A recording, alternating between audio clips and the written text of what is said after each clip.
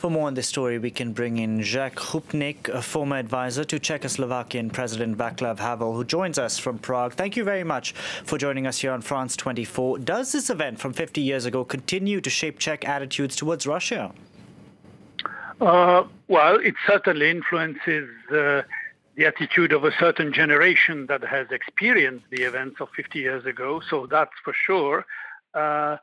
And perhaps for the following generation, there is, let's say, astonishment at seeing that Russia, which had under Gorbachev and under Yeltsin apologized for the invasion, opened the archive, and was prepared to engage in some kind of dialogue about history, what happened, etc. Under Putin, there is a formidable regression in Russia.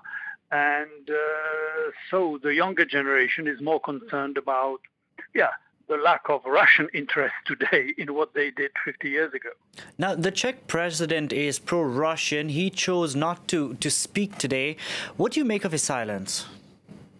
Well, partly is because he wants to cultivate his good relationship with the Kremlin.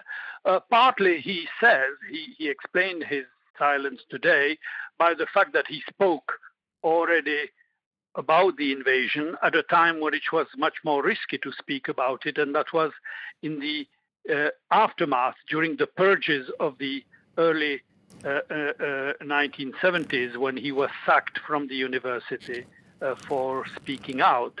And he also, as prime minister, spoke about the invasion in 1998 and then in 2003.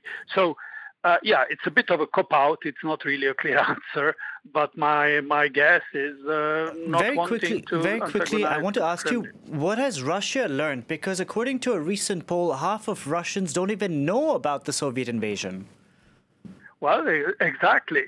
So you have one half who believes that they provided brotherly help to Czechoslovakia, and the other half doesn't even know what it has happened. And this is not their fault. It is simply the fault of the education system in Russia, the media in Russia. They recently broadcast a documentary which rehashed the old propaganda from 1968 about brotherly help. So, you have an amnesia in Russia, and one must say there is also at least partial amnesia or lack of interest among the younger generation in Czechoslovakia. This is 50 years ago. And many of the people, especially born after 1989, do not have or haven't experienced the traumas and the consequences of the invasion, because the invasion is one thing.